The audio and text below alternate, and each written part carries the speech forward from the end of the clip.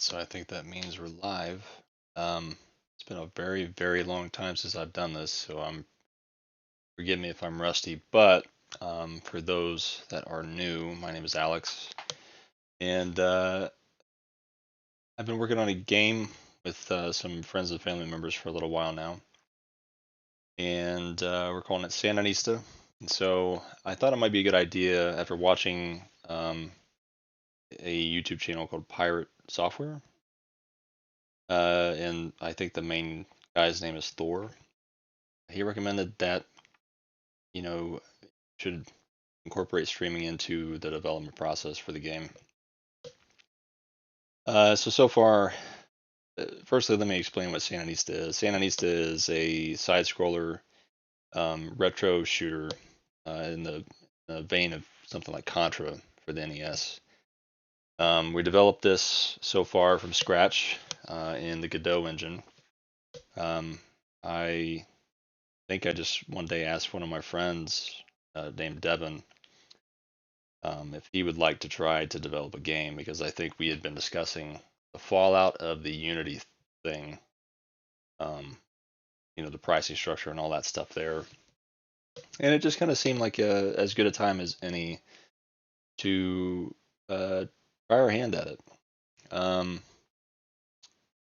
so that said, we went ahead and looked into Godot engine. It seemed like a lot of support would be being poured into that from the fallout of what happened with Unity.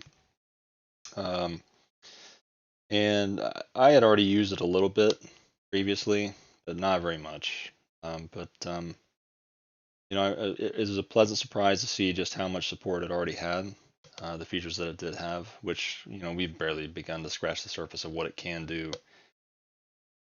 Um, but it seems pretty mature um, in terms of feature set and stability and stuff like that, and ease of use and documentation and all that kind of thing. So anyway, let's go ahead and dive into Sandinista so far. Hopefully this works appropriately. I'm on my Steam Deck. I don't know if that is really like evident, but I'm on my Steam Deck and I'm streaming from my Steam Deck. Hopefully there's not an issue with like bandwidth or CPU or something like that. I don't think there will be, but we'll have to see. We'll have to gauge it as we go, and if it is too much of a resource bottleneck or something, we may have to switch to another computer. Try this again another time. Also, I'm on kind of crappy Wi-Fi, so I'm in my office currently, and um, there is a range extender in the room next to me. However, I think it may be experiencing some interference from the refrigerator, which is just a big metal box. So hopefully we'll be okay. Hopefully we won't drop too many frames or packets or anything like that. But first things first, I'm going to go ahead and jump to our repo, which I have currently cloned. And I should probably try to find a way to zoom in or that bigger folks at home can see. Yep. So I'm in the Sandinista project directory, and for those that are interested, we have this currently hosted on GitLab, and I'll probably show the GitLab page here in a moment because I think we have some merge requests that are pending. But the idea is that I think at some point, while we currently have the repo set to private and only contributors to the project can actually access it, I want to open source it one day. At least the source code, probably not the assets like the art stuff, music, all that kind of stuff. I remember the folks over at id Software did that a long time ago for like Doom and I think Quake and I think maybe as late as Doom 3. And I always thought that was really cool. You can actually study the source code and understand the inner workings and stuff like that. I mean, ours will never be that complex or big of a project, but I think it's still neat nonetheless to see kind of where our heads were, what we were thinking when we were writing this software.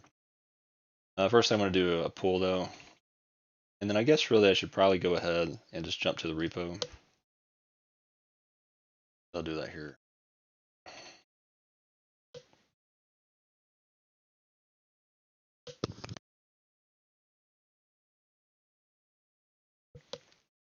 Hopefully this cooperates with our crappy Wi-Fi situation.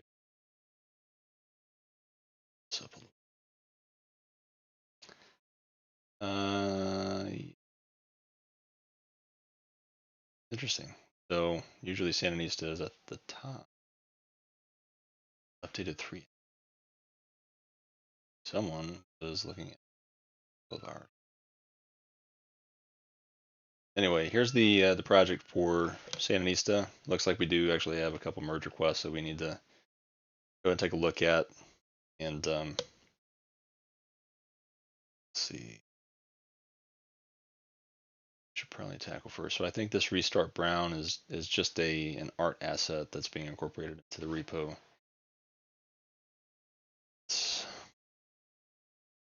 Okay, so that's just an ASprite file.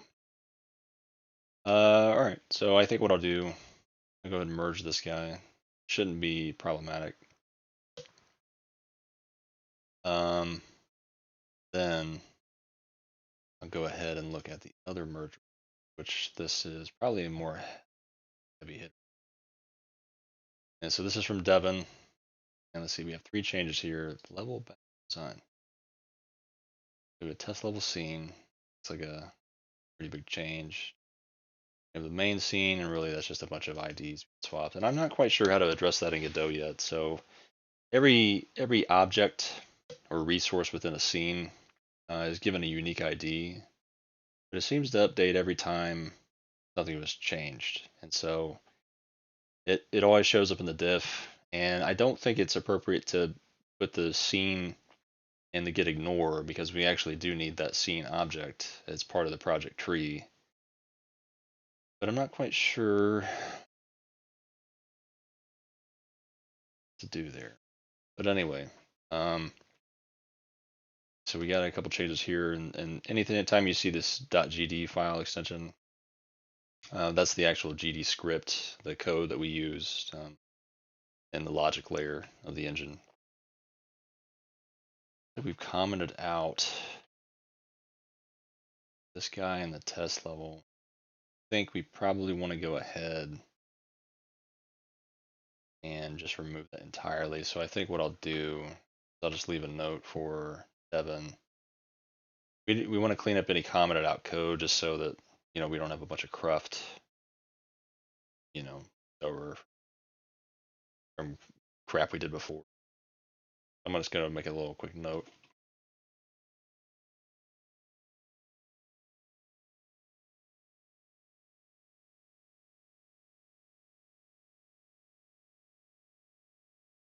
And then so we'll wait to merge that. Although I should just go ahead and merge this and then change. Oh yeah, I think that's what I'll do. I'll just merge this guy.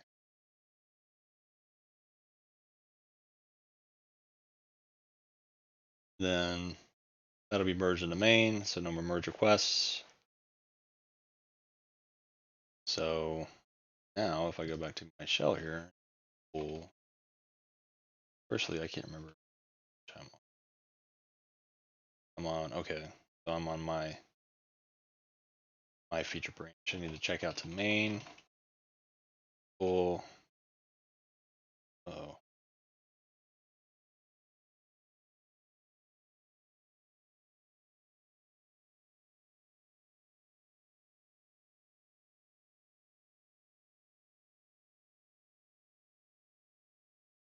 I'm gonna go back to add idle. And then I think what I want to do here is get stash the back to main. Pull. Check back out to the one we were just on.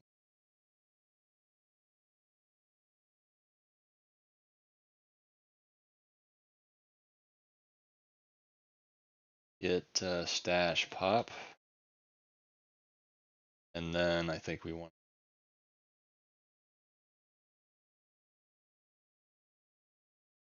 let's see.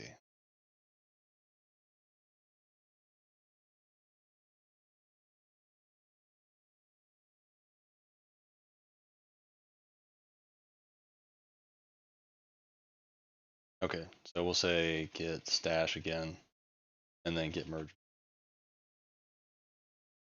and then we'll get stash pop. All right, so I think we're good now. If I look at the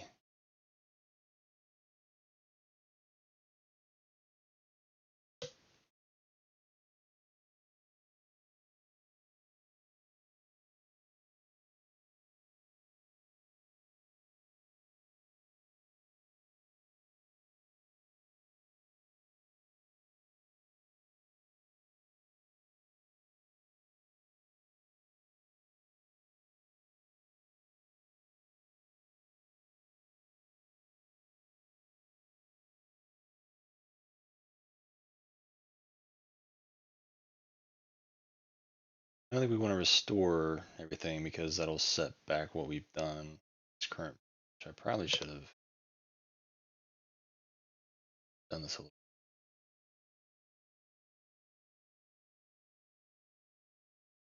Um,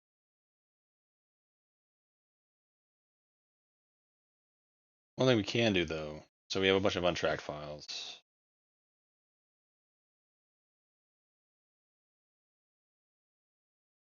Add everything,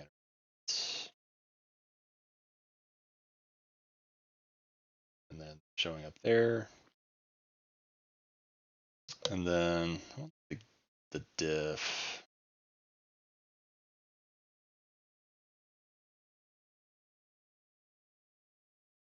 Yeah, so it looks just like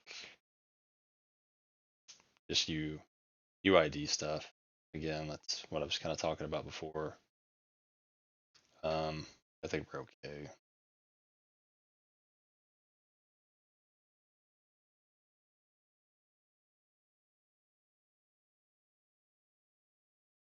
I look at the diff,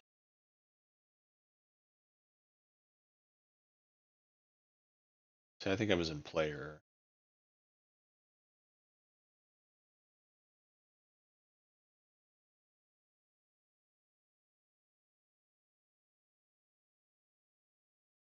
Let's go back to that previous merger.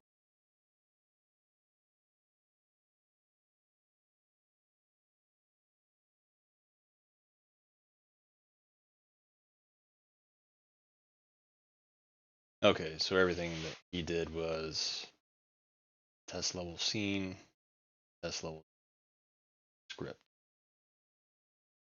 But I think we're okay in terms of our diff, seeing our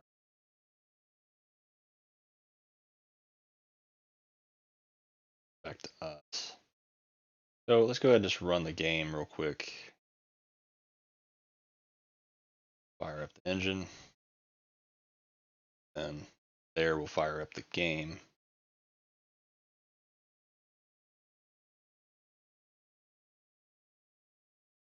Adam.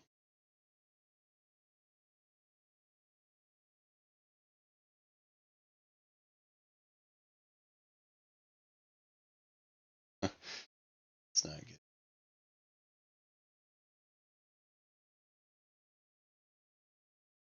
Actually, let's go to the main.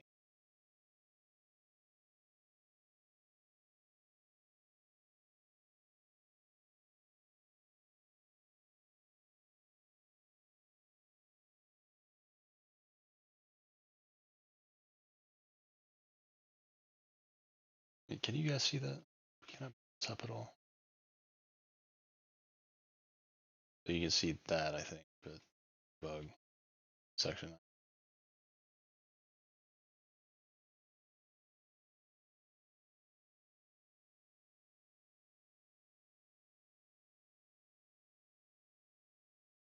Well, so it's like we have an issue in the main E scene. If I open that up in, let's say, like a notepad or something,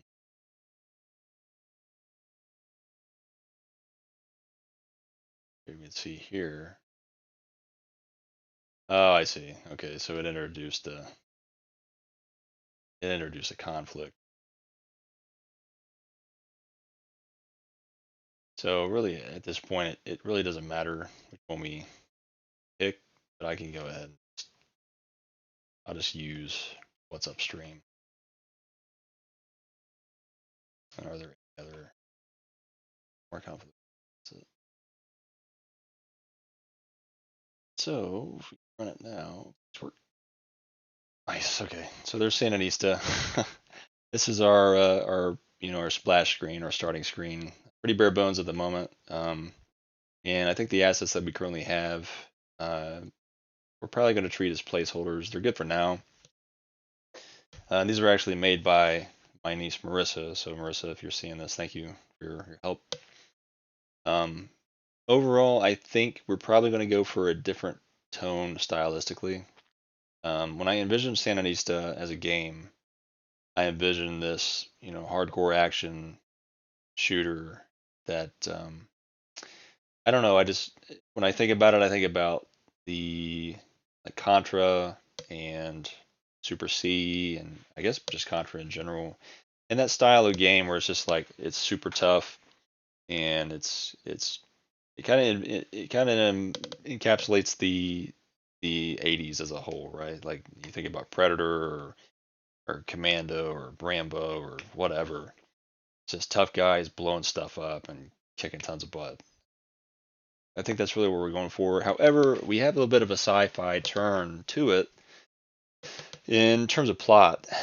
Um, when we were talking about the initial artwork of the game, I really wanted to try to convey the feeling of the uncanny valley to the the art section of our team, which were my nieces Marissa and Michaela and their sisters. They are sisters, I should say. And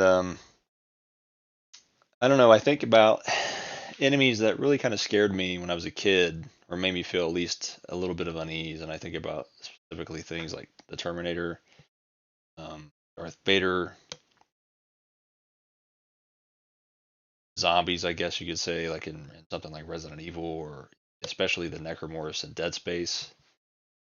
Things that look pretty close to humanoid, but are different just enough to kind of generate a feeling of unease.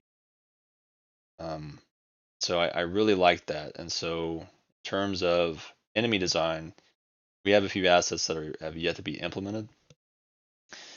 But I think the idea is that we want to make a robot with a design that should invoke the uncanny valley as best we possibly can with a 2D side scroller vein of Castlevania.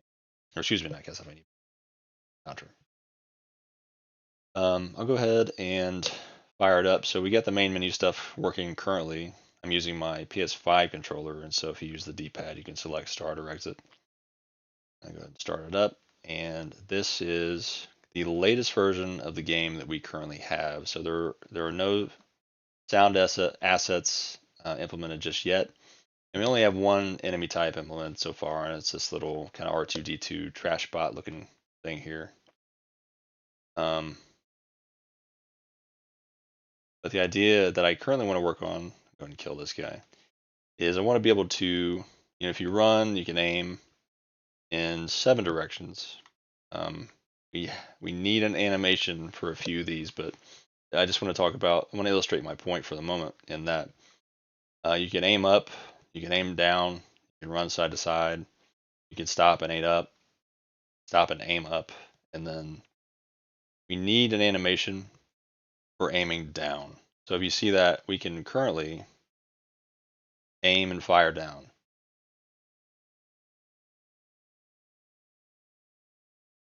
Actually, am I here? What am I hearing?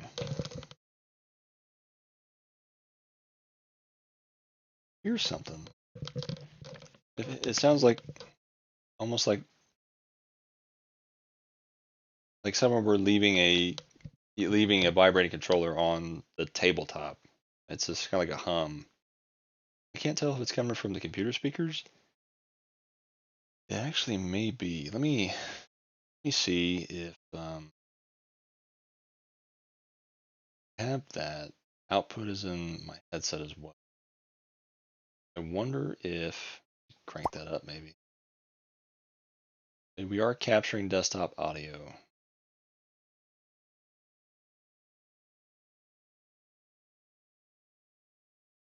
Interesting. I don't know. So now my controller is vibrating. It was not vibrating before. That's interesting.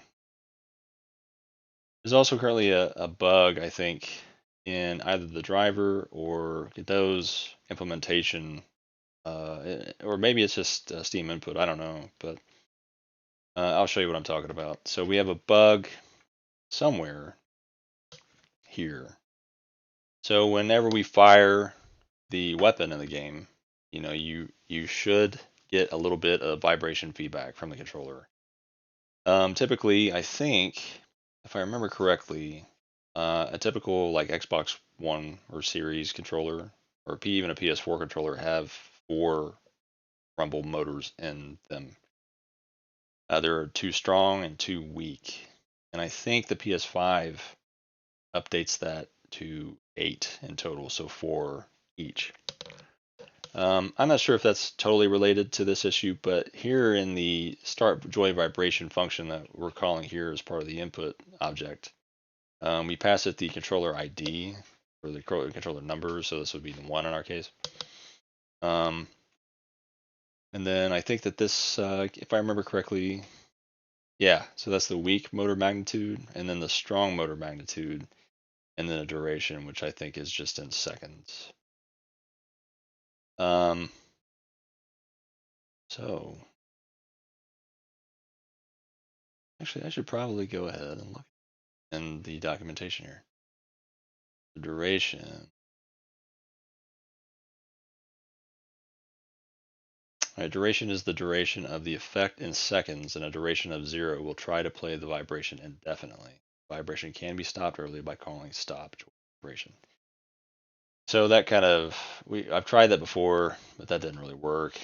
However, when Devin tested it with his Xbox One controller, everything worked as expected. So I think there must be an issue either in the driver or just the API layer that Godot currently has. All right, so I'm gonna hop on my phone. I just want to make sure really quickly that we're actually streaming. Me,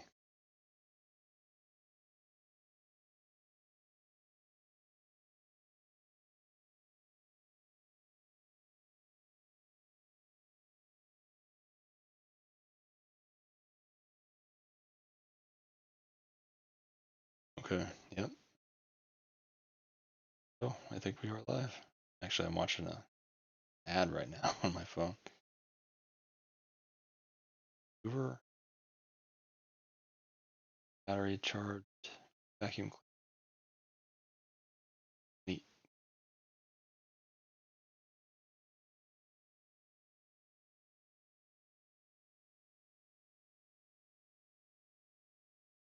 Gracious. Ad.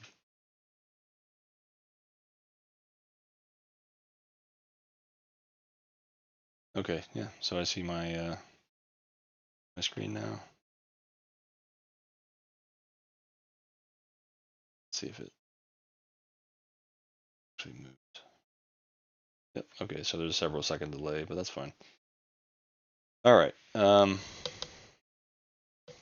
Hopefully this chat thing is working in OBS. Sure. It's been a long time since I've done this stuff. Bear with me.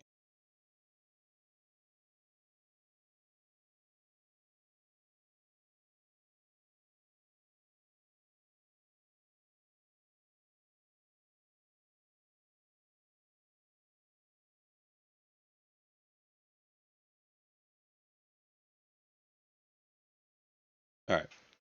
Anyway, so going back to the game, let me run that. So what we want to do is we want to be able to plant our feet. So by holding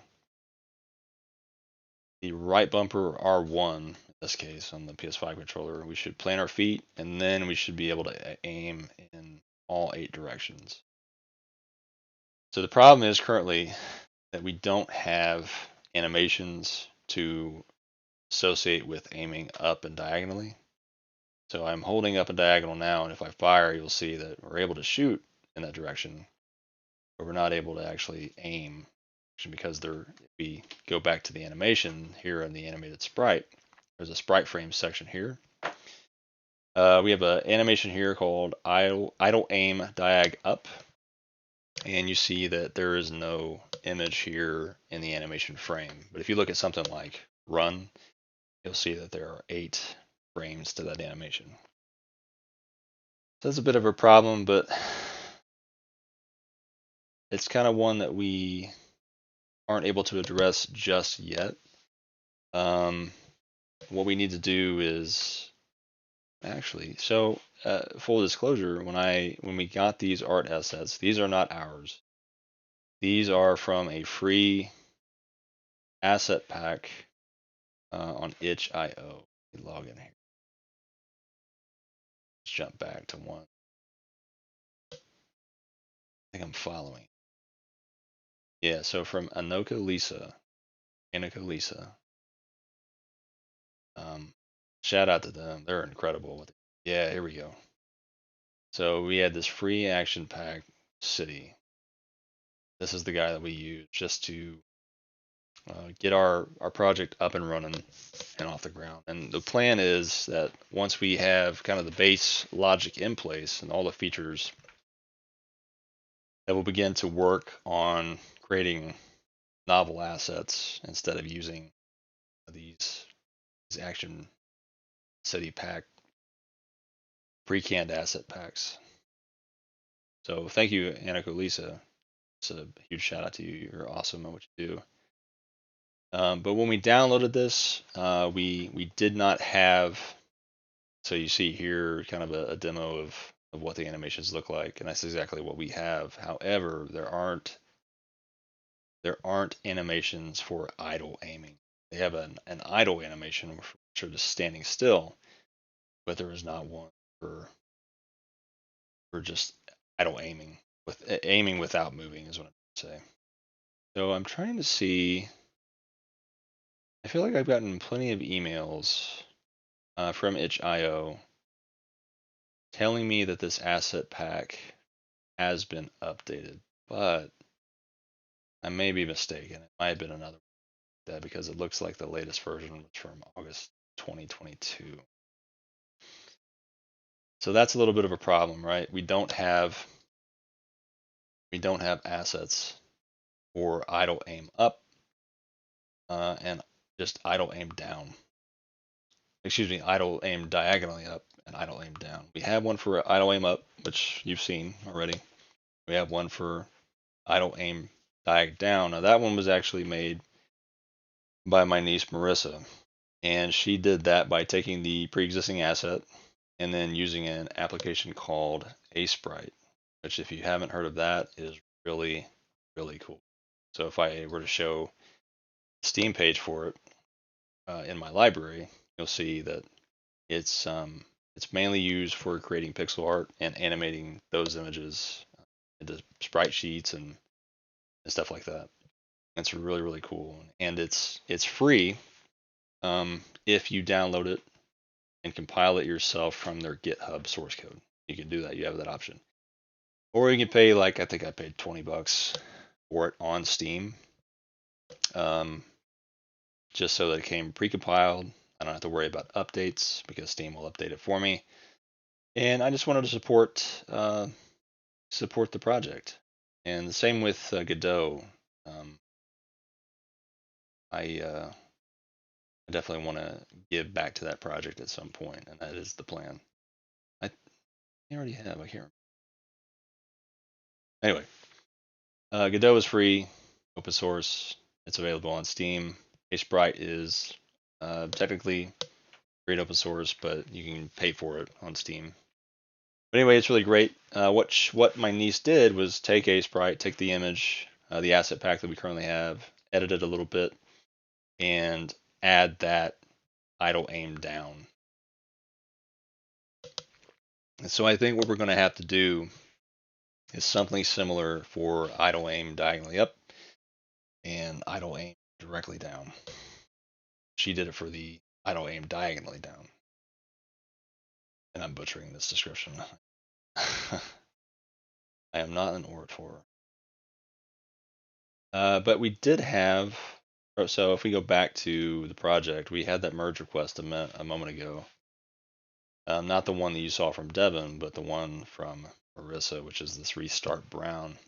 And what this is this is a UI logo for, and I'll show you, restart screen. So if we go ahead and run this guy again, you see like each of these UI elements have a brown background to kind of denote to the player or give feedback to the player that the game has that icon selected. We currently need to implement that for the restart. So I'm going to let myself get killed on purpose here so that we enter the restart screen. Very dramatic death, and then we have you died, and then we have a restart button and an exit button. And some of these need to work as well because the scaling is kind of strange. There's not that pseudo 3D effect on the restart, but we have a more glaring issue right now. So if I were to hit exit, that behaves as you'd expect. But until now, until we just did that merge request, we did not have a restart button with a brown background.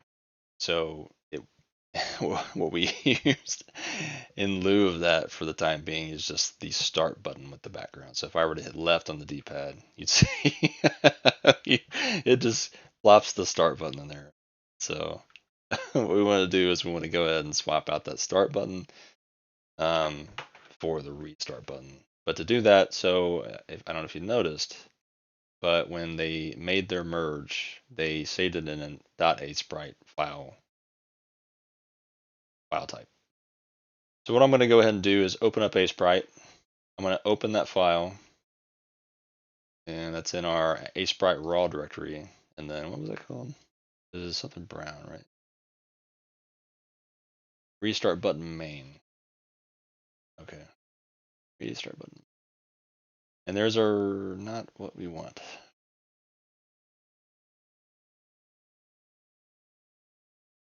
Oh.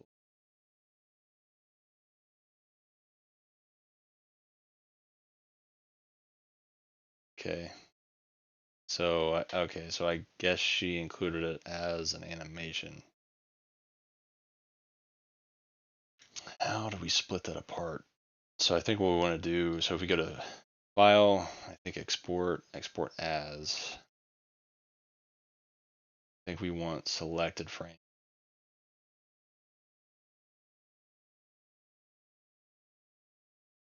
And then we can put that in.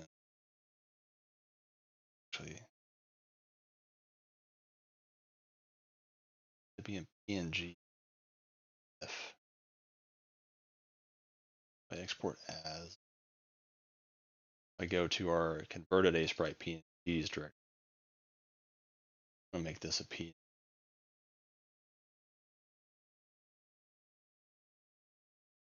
And that's going to be the selected frame. Export. So PNG doesn't export later. So that's fine. So if we were to go to the project directory, so we go to development kit, Sandinista, assets, converted asprite PNG, add restart button. Yeah, I think that's good. So that has brown background. I'm actually going to rename that though. I'm going to start button highlighted.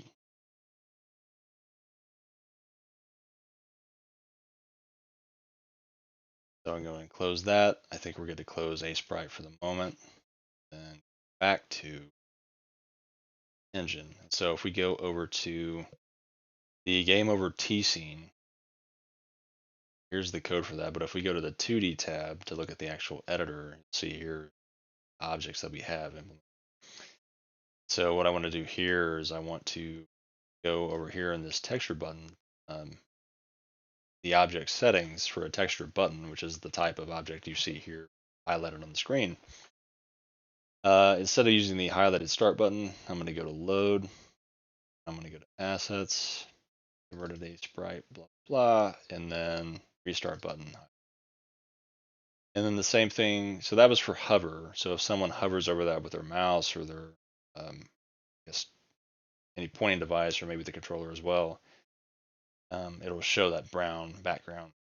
And then same thing for focused. So if it's the focused object in the UI, let's use that same object. So there we go. And then also there's a control section for that particular object type. You're able to specify the neighbors in terms of orientation of the object. So like the neighbor to the right of this this restart button, that's going to be the exit button. And then vice versa, if we go to the exit button in the UI and look at its control section, the neighbor to the left of that will be the retry. If we run this guy now, start it, we're gonna let ourselves get killed.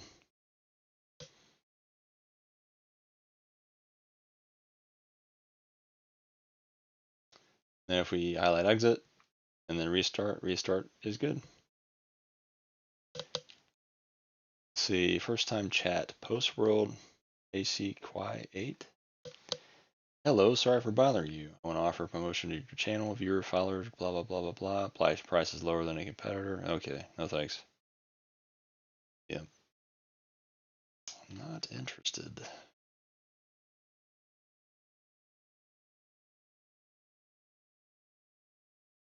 I mean, no one watched really at the height of my Twitch career, so I'm not going to let it bother me now.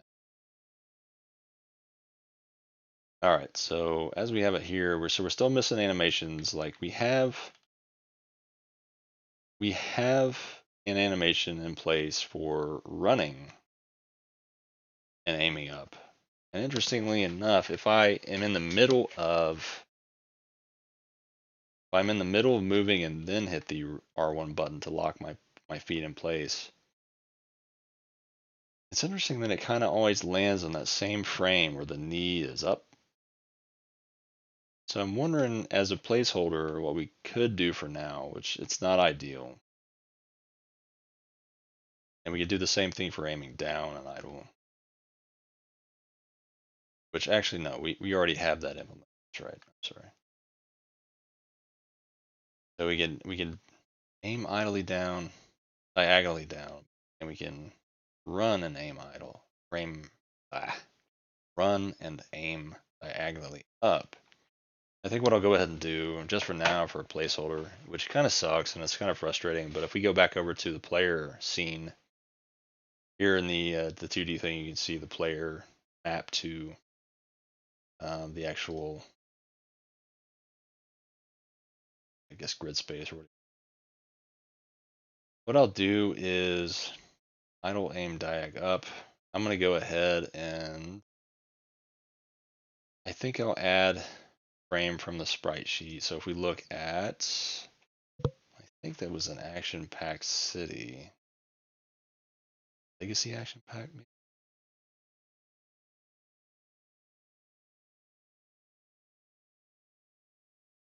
Assets, maybe? Social? What is this?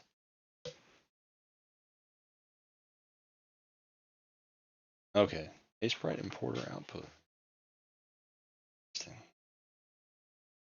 Anyway, so if we go to, I guess I'll look at the full sprite sheet. I don't know if you guys can see that. Maybe that's a little better. But this is the full, all the frames included in the sprite sheet. So I'm going to deselect everything for the moment, but this is a 6x6, so we want to specify 6. 6. And then we can select the images we actually want. So I think the one that looks kind of the best, I don't want him to like pop the knee there like he's being kissed or something, but maybe this one.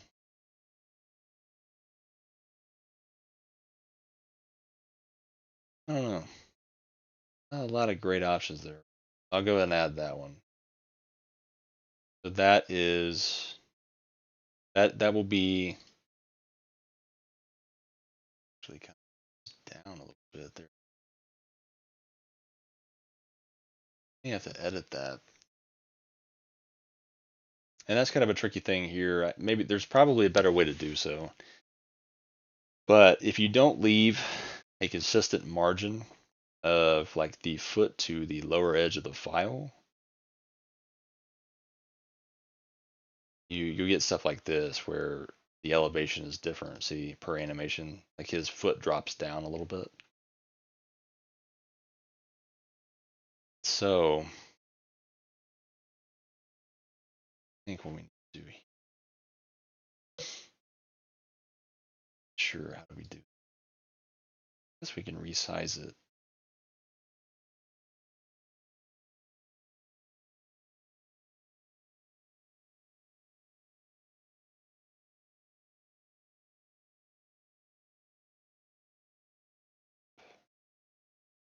Snapping.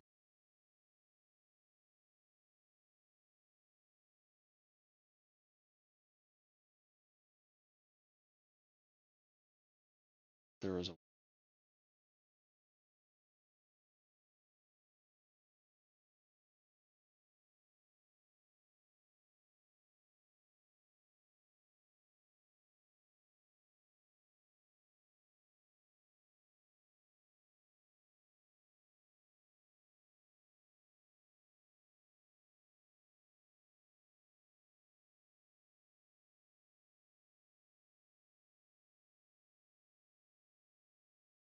certainly annoyance.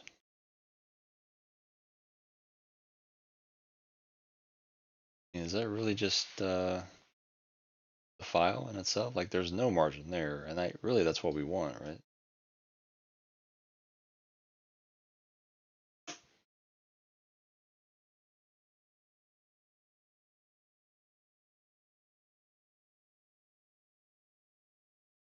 I,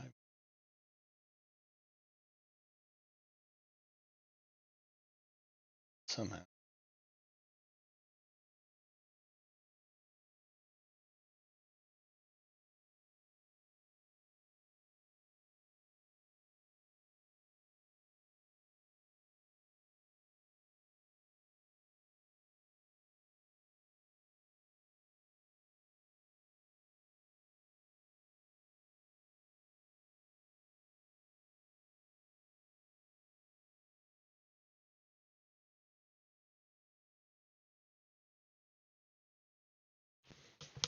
Sorry about that. My headset died.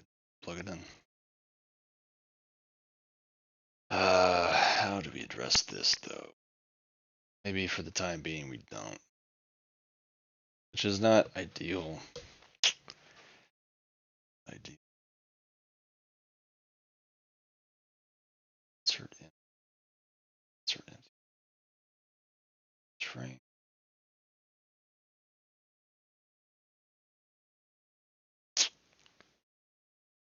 Seem to be what I want.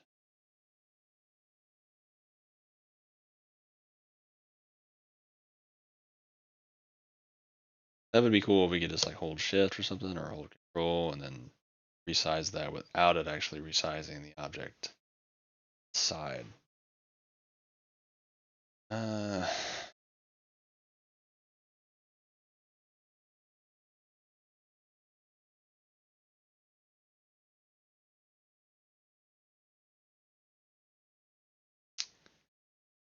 anyway, wait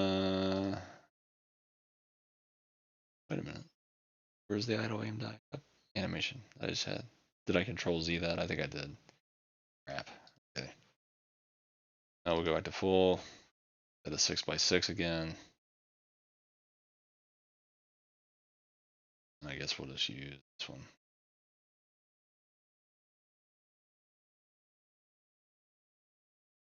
So let's see. Maybe we can that. Want the animate sprite shade.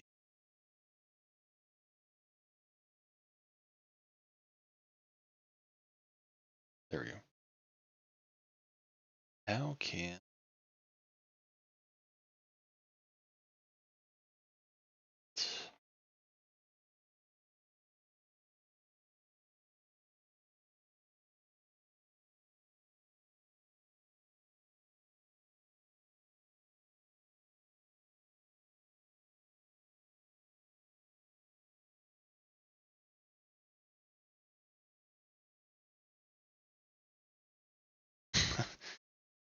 What the heck, dude?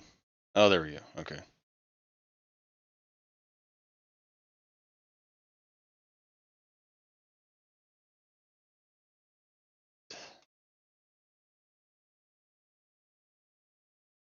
That might be it, though.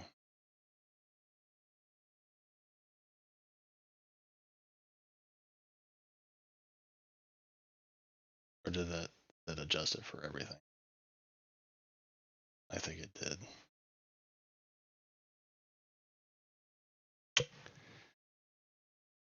Well, so we don't actually want to move the object itself. I guess we will have to go in and actually edit that frame. So if we go ahead and run it as is,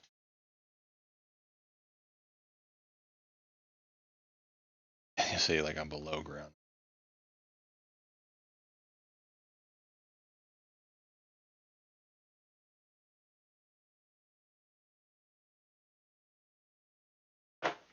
Well, shoot.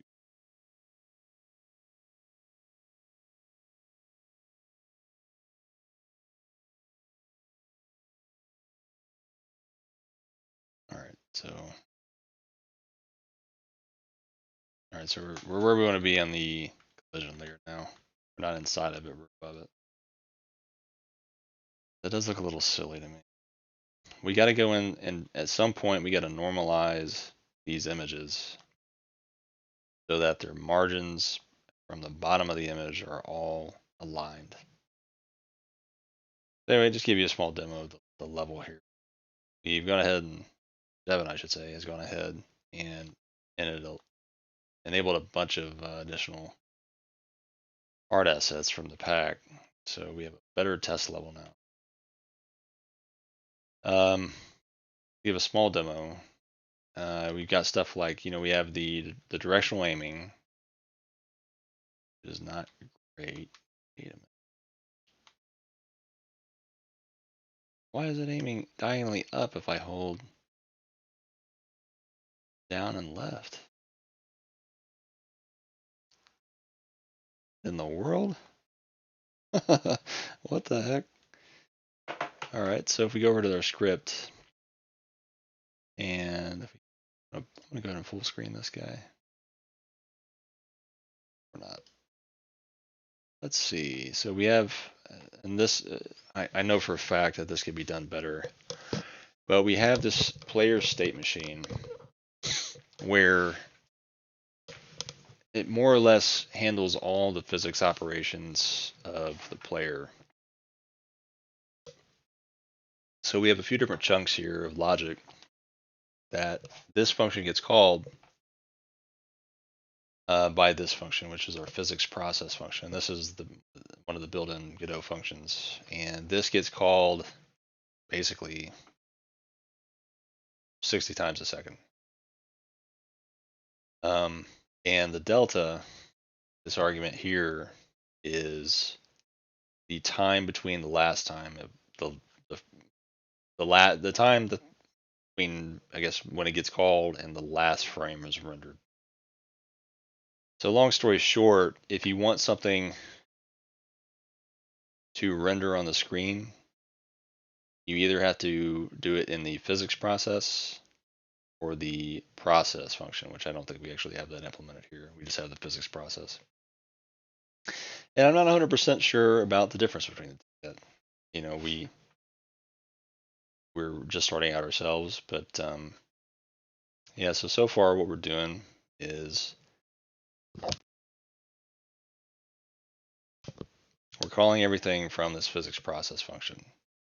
Here you can see we have this move and slide, which that kind of interacts with the collidables, and that's something that's another function that's implemented in the backend by Godot. We also have this update facing direction, so that's something that we did do. So if we were to look at that, what it does, it looks at the direction that you're holding, and that's a spectrum or a scale from -1 to 1, with 0 being no direction at all. The player is not inputting any direction. It's an idle. So if you're going, remember it's a scale or a spectrum. So even though you may be holding right, there is a build-up to 1. So it can go from 0 to 1 and all decimal points between. So rather than saying if direction.x is equal to 1, do this, it really needs to be greater than 0, just so that it captures every decimal point between those two. And likewise for less than 0. What we do is we flip the animated sprite on its axis, and then we also keep track of the last direction faced. So use that downstream for some conditions. And then we have that player state machine, which gets called every 60th of a second. I want to look here is I want to look at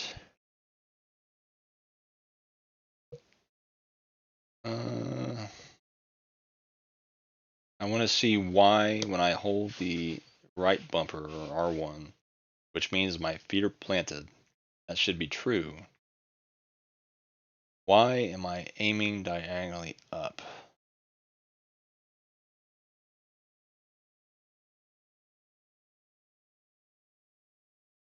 It's interesting.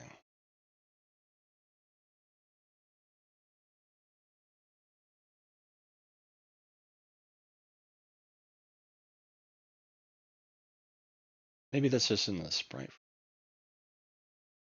Drag down, drag up.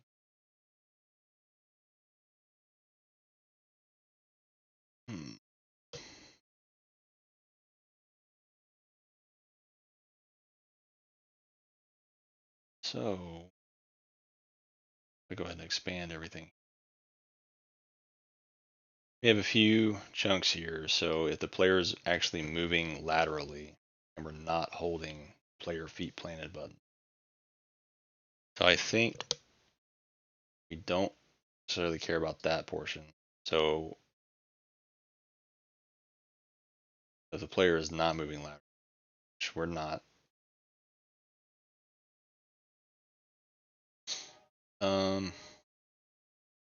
I wonder if rather than using an else here, I want to say elif direction dot x 0 or to true. Then we do all this stuff.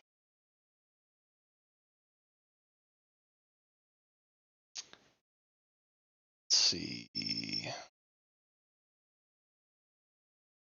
So if the player's on the floor is true, that here, if the action pressed is up, that's true. And if it's right, we aim diag up.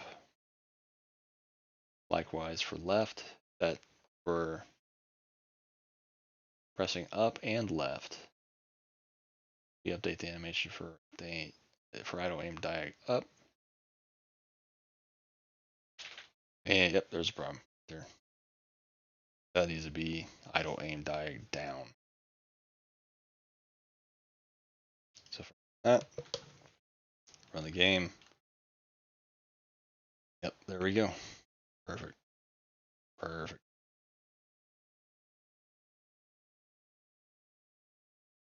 One second, guys.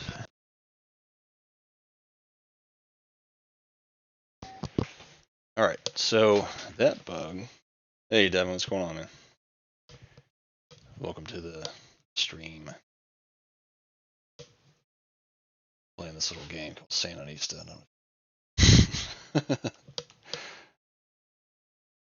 Just working on fixing some bugs.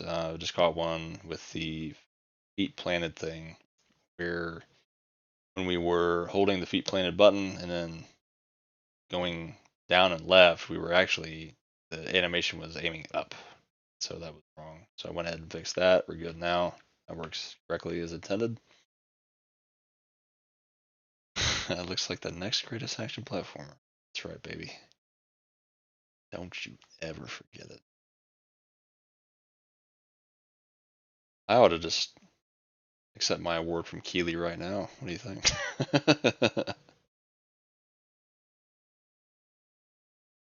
Better not try to cut me off.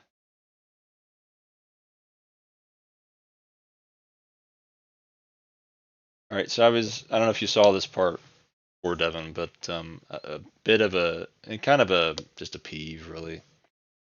Um, I'm just nitpicking at this point, but there are some things here, like if I go show the sprite frames animations or the frames thereof, um, if I look at the 2D section here, you'll see like if I had the grid snap enabled, we need to normalize the margins of the images. So for instance, like this margin between the feet and the lower bound of the image file, that fits nicely there, right? But if we were to look at something like aim up, you'll see that the foot drops down a little bit.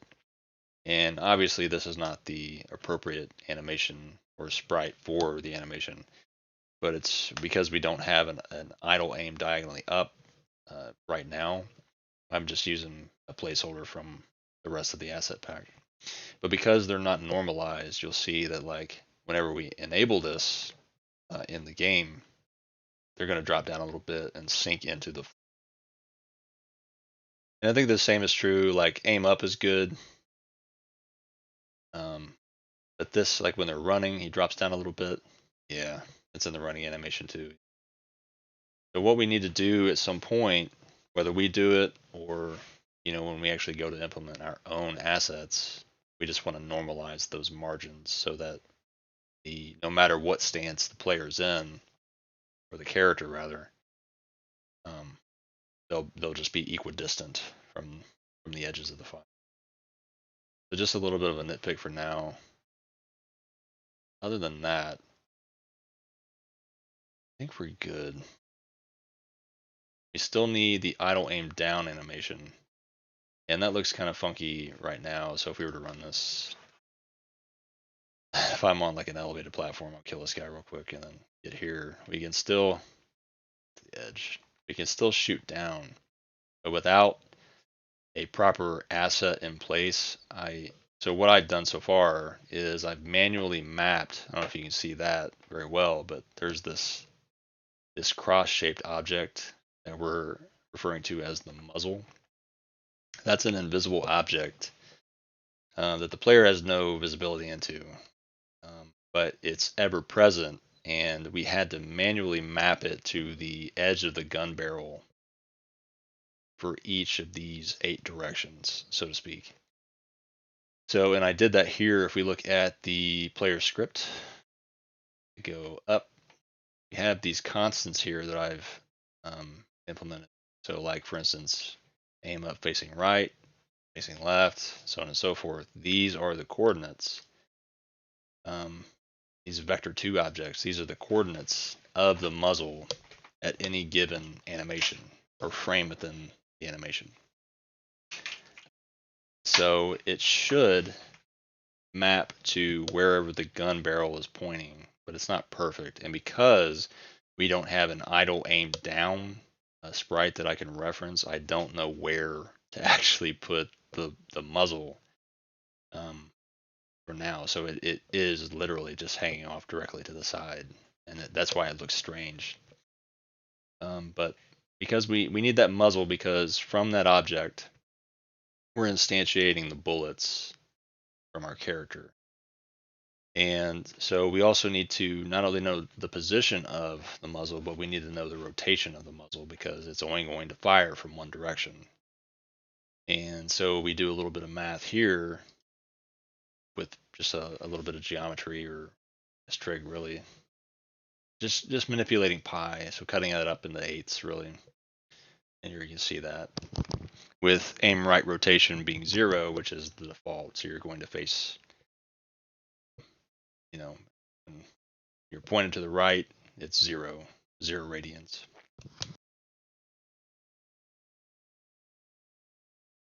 Okay, so I think for now, I'm probably going to go for another 30 minutes. I've been at this for a couple hours so far. But I think what we have so far is good. So let's go ahead and run it again. And Devin, I don't know if you saw, but I went ahead and merged the restart button for Marissa. So I'll go ahead and get killed here. But now when we highlight restart, it no longer pops up with the start button, but rather the brown background on the start. So go ahead and restart.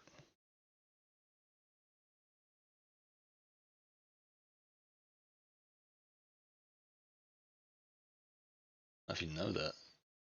I was holding down right on the edge, and it kind of locked me in place. That's strange. Oh, that's interesting too. So if I continue to hold down when I land, I'm still in the jump animation. That's interesting. I also want to talk to you about this, Devin. So this is a two-way physics collision. I just want to see maybe we can make that one direction so that you can jump through it from the bottom. You cannot jump. You cannot shoot down directly down while jumping. Not yet. I need to implement that. That's good. I just want to see if we can make this a one direction collision so that you can jump through it from the bottom and then land on top.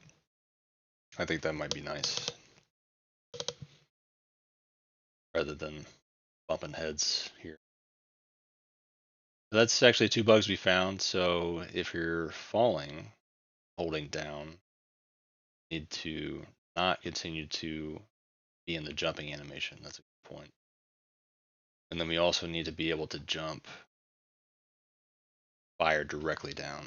So that's probably the next easiest thing we'll take a look at. So going back to the state machine. So I guess you will not be moving laterally and you won't be on the floor. Yeah. So there, yeah, that's the point, the problem right there. So if you're in the air and you're holding down, it's pointing diagonally down. So we need to fix that as well. It's true. Let's see.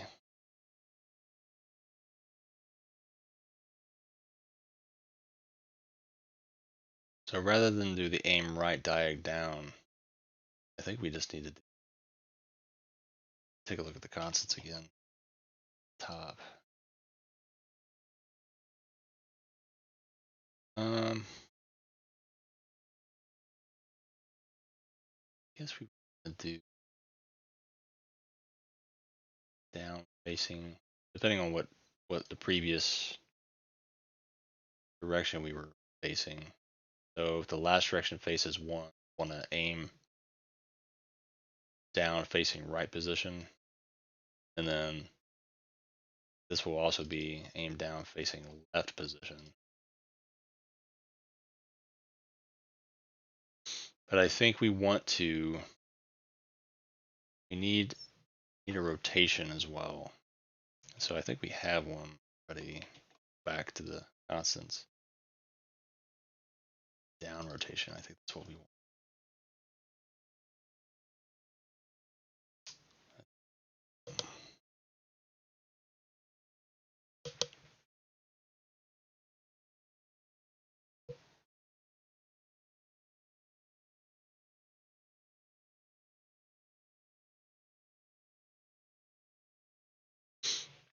Okay. All right, so run this. Yep, so now we can, nice. So yes, now we can fire directly down. But again, we need to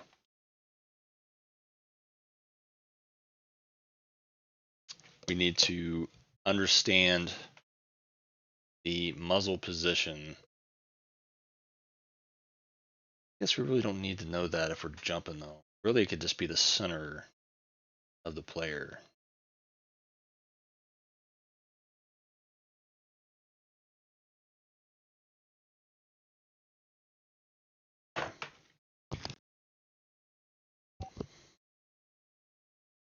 I were to say,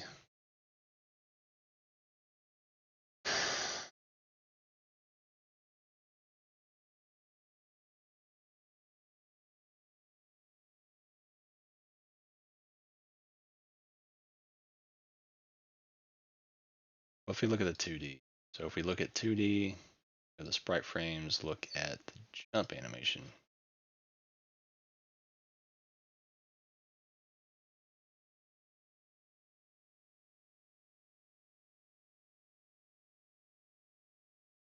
Guess if we just kind of spitball here, so if we'll say it comes from there, that'd be 0, 8.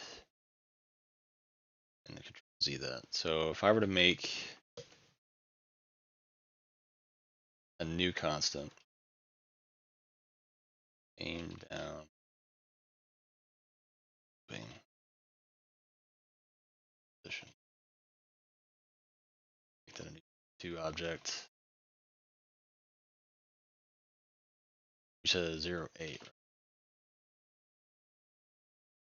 And then, so if you know me, you know that I like consistency in terms of spacing and styling. So I like to keep everything horizontally, or I guess vertically in this case, aligned.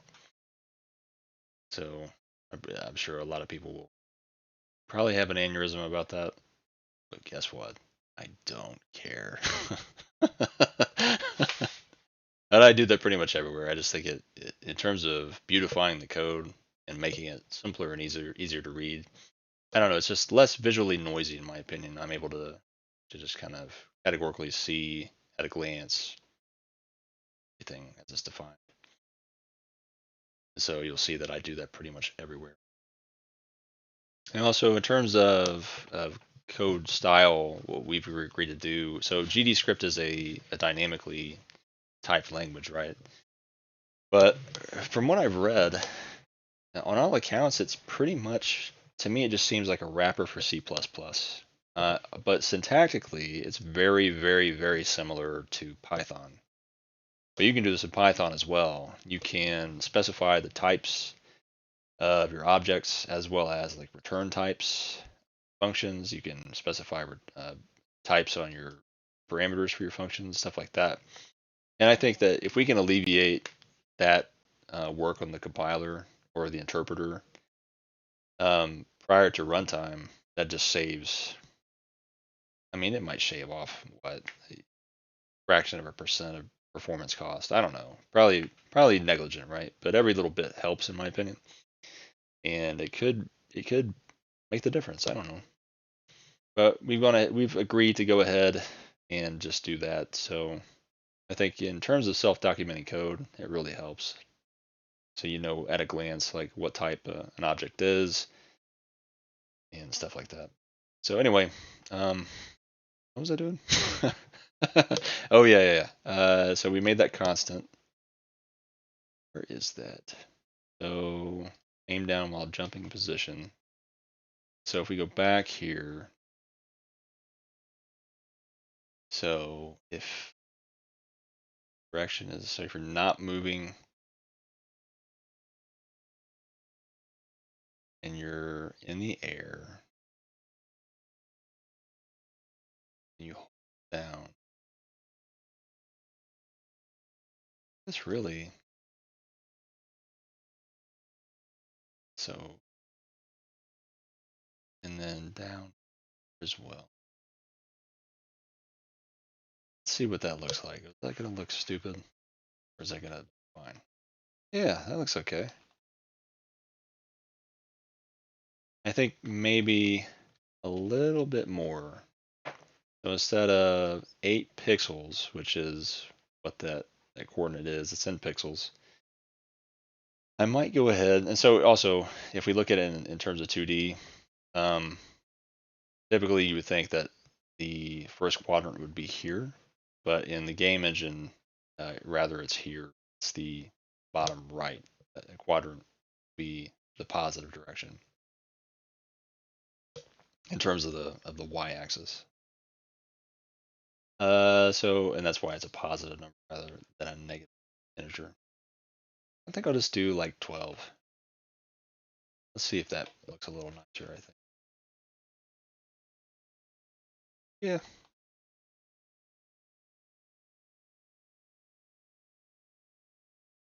I like that, I think. Still need to figure out the animation thing where I'm holding down.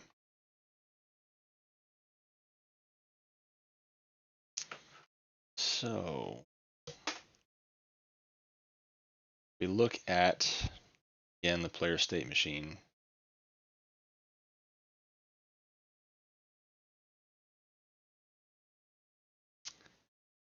If the player is not moving laterally, their feet are planted. They'll also not live. If they're on the floor,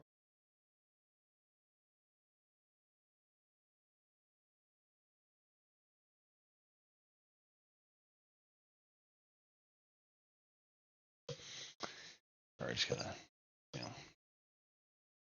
So if they're on the floor, pressing up,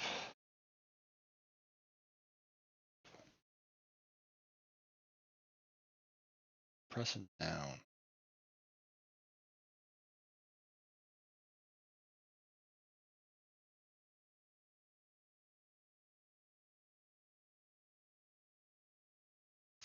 This one might be a little bit of a stinker.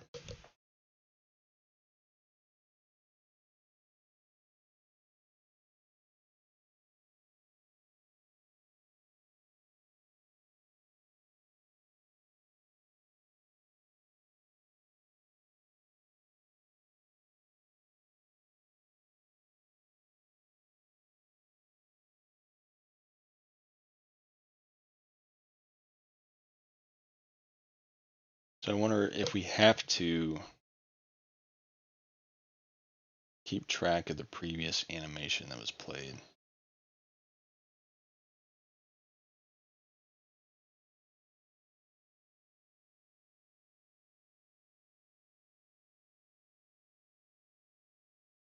That's an interesting challenge. So not moving if we're on the floor, pressing up,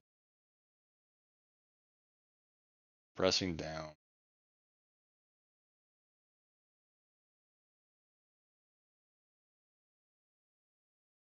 Should update the animation to the idle aim down animation. If we look at the animate sprite, idle aim down, don't have an idle aim down animation at this. I'm wondering,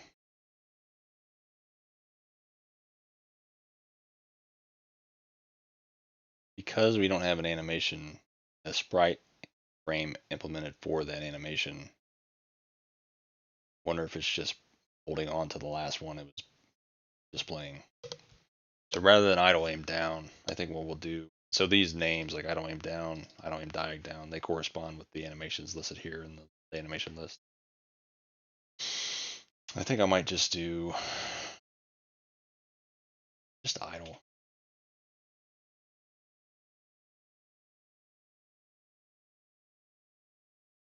Yeah, I'm holding down, and yeah, that was the issue. So now if you hold down, it just resumes the idle animation rather than the jumping animation. So yeah, we definitely need, there it is, I'm holding down, you can see puzzle has been updated.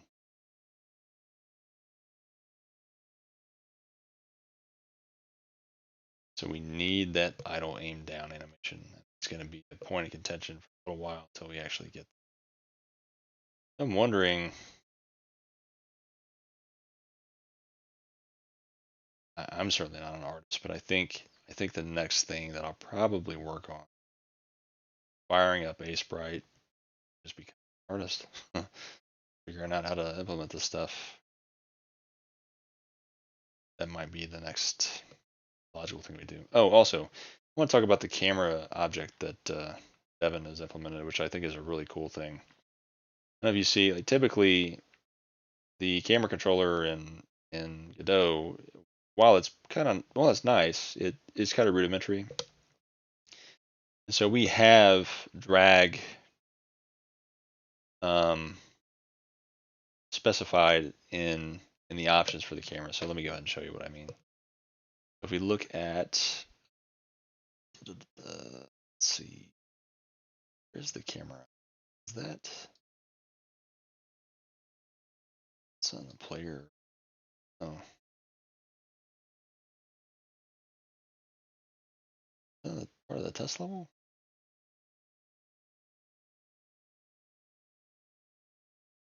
Yeah, right, dude. It's not corrupt. Come on. We're literally playing the test level. It's not corrupt. Come on. Get it. Text editor.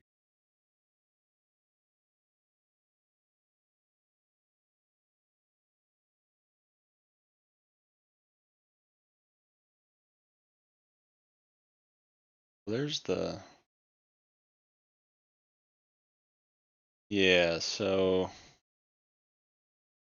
here is the script for camera. Can I apps that? Yep. Devin went ahead and wrote a really cool custom controller um, for our camera object. So I guess it's not.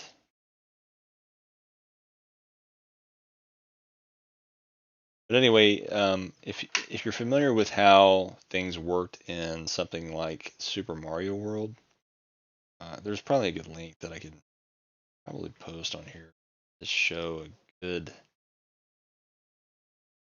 example. I think I actually have one. Give me 1 second while I dig this up in our chat.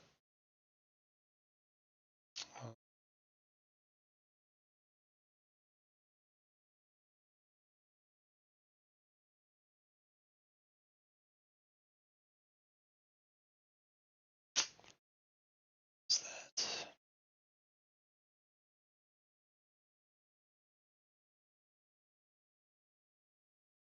Bear with.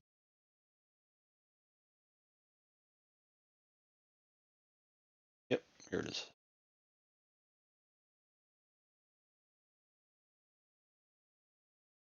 Here, it's in the private window. That's pointed at Twitter. Looks like this. So I don't know if you can see these invisible barriers. They're not so invisible to you and I. You have these margins you can move within before, I guess you could call them dead zones, before the camera will actually react. So there is a bit of a delay in terms of the drag. And so Devin went ahead and implemented this in an effort to mimic what's being done in Super Mario World, which I think is really cool. And so that is what you see here for this guy.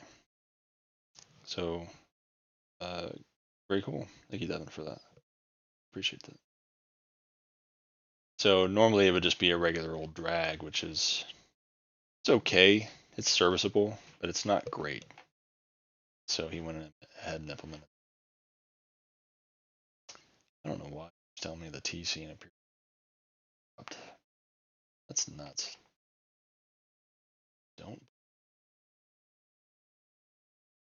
Tell you what, let's reload the project and see what happens.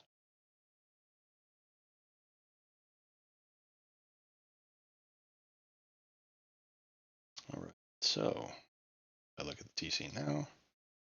Still corrupt. Awesome. Thank you, kiddo.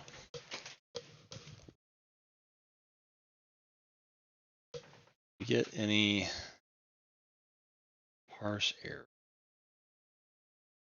on test level T scene line 612?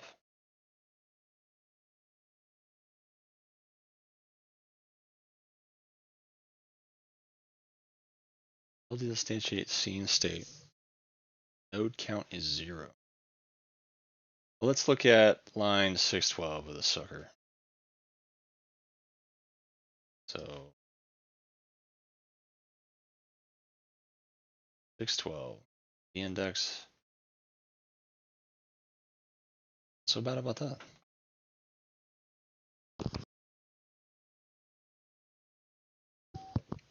I don't know what the issue is.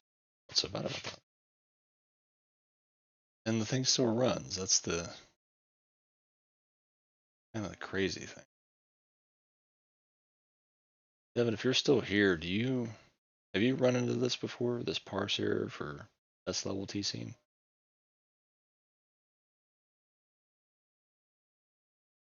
Make sure resources have been imported by opening the project in the editor at least once.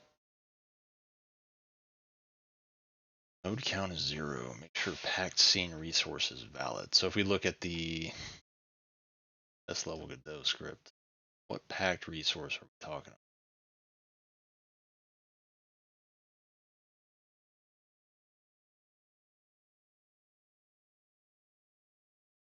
There's the packed resource here. See where you commented out that. I'm gonna go ahead and that.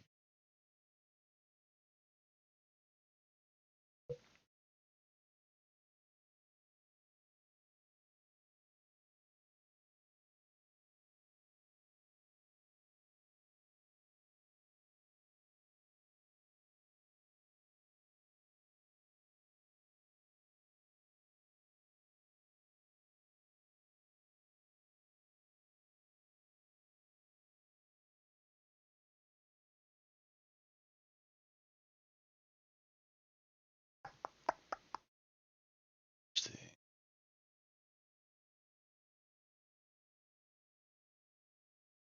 Okay, well, let me close everything.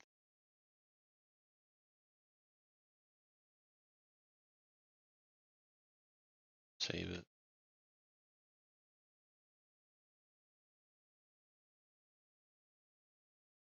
I mean, that's crazy because this is the test level. You're seeing scene is the test level.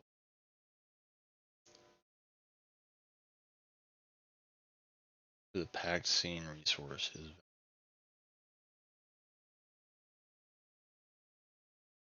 PIDX is out of bounds. We save all scenes. It's quick Godot. Let's see if that is it.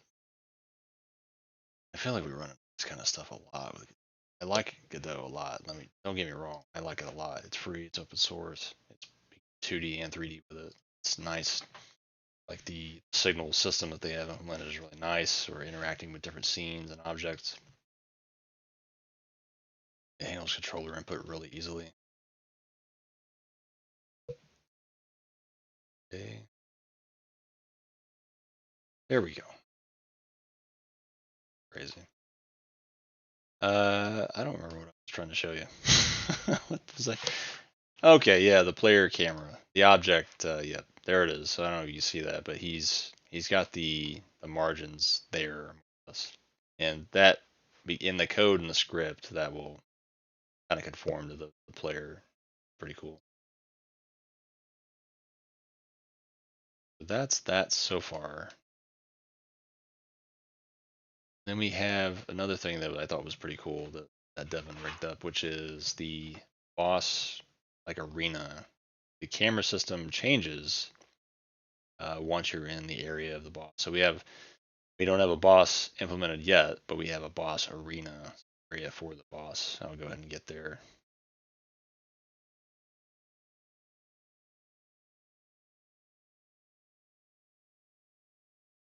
So here in this next room, drop down, you'll notice that the camera will change.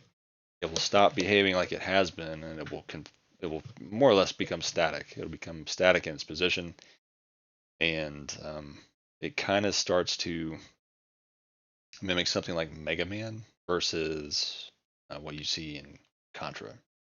So there, I don't know if you just noticed it snap, but it's snapped to the center of this area, and then now no longer moves in relation to player. So I'll go ahead and kill the game. I just hit select. We currently have that rigged up like that. But that's it. And I don't know if I did a good job explaining for something that's brand new to Godot, but everything is a scene. And a scene is just a collection of nodes, and then a node can be a scene as well. So you effectively just build these tree structures um, into effectively a giant tree. So your entire game is a tree of scenes, and scenes are trees of nodes, and so on and so forth. And we have things broken out into, if you look at the project structure, we just have assets and scenes, and then a README. And then our scenes, we have our test levels, we have our menus, we have our player, we have our scripts. Maybe that's not the best place for the scenes, maybe. It doesn't make a whole lot of sense, but I think where my head was at the time is that it should probably be housed in tandem to the actual scene objects that they control. So anyway, there's that, and then we have the assets as well, which you've seen. No pun intended. So go ahead and save all scenes. I don't think we need to edit anything else. Let's see. We did the shoot while aiming down. Yep. Shoot while aiming up. Yep. We can shoot in all directions while jumping. You have almost everything. You need the idle aim down. We need a better idle aim diagonally up animation. We don't have those at the moment, so we're going to have to just kind of do with what we have. We need to marginalize, not marginalize, but normalize the margins. Marginalize. We need to normalize the margins on our sprites in terms of the image files that we create. But I think these are all things that will probably have to go on the backlog for now. So it's 8:30. That was the time I planned on stopping for the night. I think my schedule, at least for streaming, will probably be Tuesday and Saturday, maybe Thursday. I doubt Thursday though. I typically play a game on Thursday with a friend. I don't know if you guys remember from way back when, but we have a friend named Kenny, and he and I typically play something like Tetris or I don't know, usually Tetris. I've also been playing No Man's Sky though a lot lately, so we may play that. I don't think I'll stream that though. I don't really have a lot of fun streaming video games. At least I'm having an okay time streaming this because I want that additional awareness and transparency in the process of creating this game. But streaming video games, I don't know if I care about anymore. I remember it's been several years since I streamed last, but when I did stream before, I mean, we hit a peak of like 12 people, I think, concurrent, which that was cool. But then they slowly just kind of trickled away. You know, no matter what I did, it felt it was inevitable. So I'm not going to take this too seriously. I don't think that I'll stream consistently, other than when I'm working on the game, and typically that'll be Tuesday and Saturday. So you'll probably see me again on Saturday. I'm not sure what time yet. Probably in the afternoon, early afternoon, and then on Tuesdays, probably around 7:30. And I'll probably work a couple hours game then. We want to get, so we originally set a deadline for January 1st of this year. It's the 9th, but we had some sickness and illness kind of rampant through the team. So we did not make our initial deadline for a vertical slice, which the vertical slice being this first level that you see. But I think we're in a good trajectory. We need the boss. We need probably a few more enemies, maybe a little bit more length to the level. But I think that what we have here is a good indicator, good vertical slice, a good tiny little subset demo of the overall, what will be the overall game. And I think you can get the idea of what we're going for. with what we have so far. That said, we need to get a boss in the boss room. We need to code the enemy logic around that. We need to probably get some more assets on the world itself, make that a little more fleshed out and a little prettier. We definitely need those animations that we talked about. We need sound, music, need the sound of music. And then I think once all that's done, that laundry list of things, I think we will have a vertical slice. And then I think at that point, it will just become, we'll have those rudimentary systems in place. We've talked about going through a pretty heavy round of refactoring. There are some things that we know could be better, could be cleaner and tidier in terms of organization and the code. But really, I just see it as once that's done and we have the foundational pieces in place, we can then start implementing more levels, more enemies, stuff like that in earnest. And then I think that the initial hurdles that we have had to jump through more or less be over. And so we'll be able to run at full speed at that point. All right, so let's go ahead and save what we had. I think we already did actually, but I'll go ahead and save. Go ahead and quit, and then I'll go ahead and just see what we have here.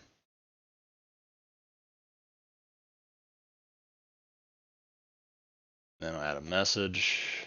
Say, I fixed some bugs. Well, no, we didn't just fix bugs though. We did implement the aim diagonal down. Implement aim diagonal down. Nation. Others. Bugs.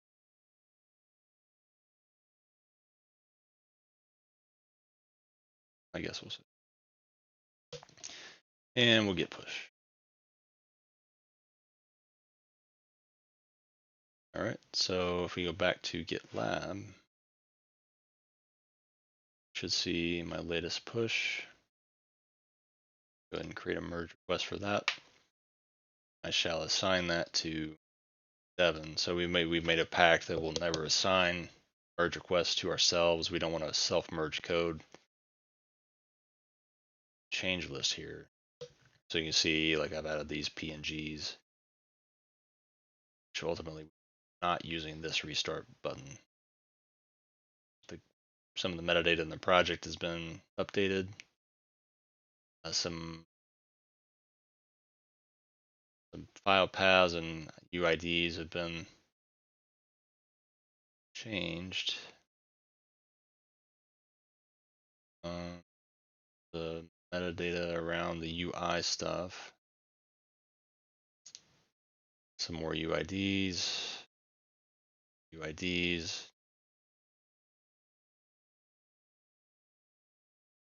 And that's the file associated with the aim diag down.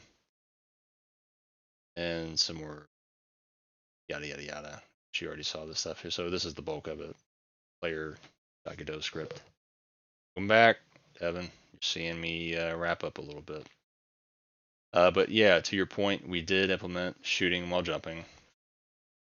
And we fixed the animation where you were continuing to do the jump animation while holding down. That's fixed. Here, I'll just show you. 1 second, guys. I gotta let my little dog out.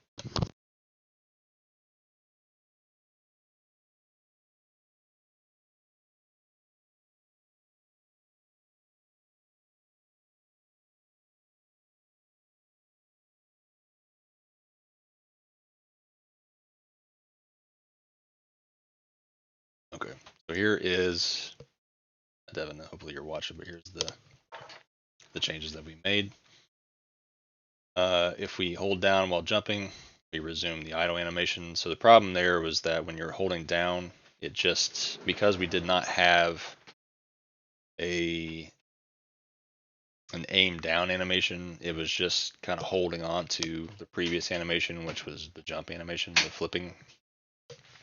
That's just been set to the idle regular stance for now. Once we get a better thing in place, that'll look better, I think. We also can now shoot down while jumping. And I went ahead and just made that kind of the bullet origin, just the muzzle origin would just be center mass more or less. And I think that looks pretty good. We also implemented, so holding the right bumper R1, we can aim up. And that's just a single frame of the animation where we're running and aiming up. Because we don't have a real aim diagonally up idle animation, I'm using that as a placeholder for now, which looks stupid, but it's the best we've got. We do have the aim down, so Marissa was able to commit that, and we got that merged in. We need that, the aiming up counterpart to that. We aim up. We cannot aim down, although the position and rotation of the muzzle object will change if we're holding down. And that just looks kind of stupid. Problem is, because we don't have that idle aim down animation, I don't know where to set the origin of the muzzle. So this will be what it is for now. It's obviously not ideal, but once we get an animation in place or a frame animation in place, we'll be good there. What else was there? We fixed a bug where if we were feet planted and we were holding diagonally down left, we were aiming up. So that was just a typo on my part, but that's been fixed. So now we can aim down and left and right and all around. So we can do that. I think we probably want to go ahead and probably add analog stick support for this as well. But the problem with that is the dead zones, right? Like you push a D-pad button, it's 0 and then 1 really fast, or 0 and -1 really fast. Not quite so with the analog sticks, right? So you'll get some like kind of build up or speed up, but maybe we can account for that as well. Normalize that somehow. I think that might be it for now. Yeah, I was talking about kind of what's left to get our vertical slice out the door. We need those animations, we need sound, we need music, and then I think we want to probably add a little more content to the level. Kind of like the idea of keeping everything SNES like. I kind of agree with that as well. Yeah, I mean, when we think about Contra on the old NES, which I think is, a perfect example of what we're going for here. Yeah, they didn't have analog sticks and they did just fine. In fact, I mean, they didn't even have shoulder buttons, so you couldn't really plant your feet. I mean, you just kind of made do. You ran and aimed, and so in terms of that, like we're feature complete with them, or at least on feature parity. We can move, aim up and down, diagonal, all that kind of stuff. So, in terms of features, like we're more than feature parity. We can plant our feet, aim in all 8 directions, although we don't have the animations for all 8, but we can do the positions and the rotations of the muzzle. I kind of agree. I like the simplicity of just using the D-pad and just doing our thing.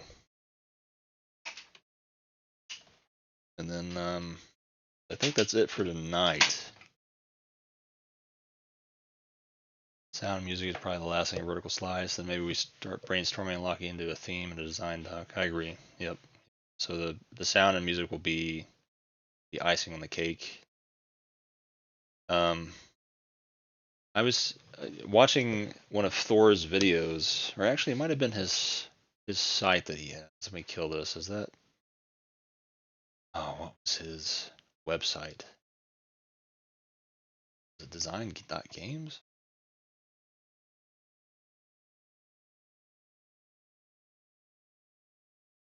Design.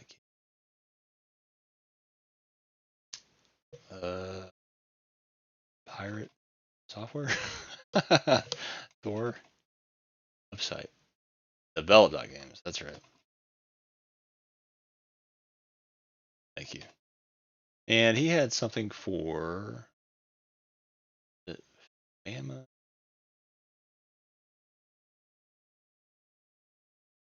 Bama Studio. Yeah.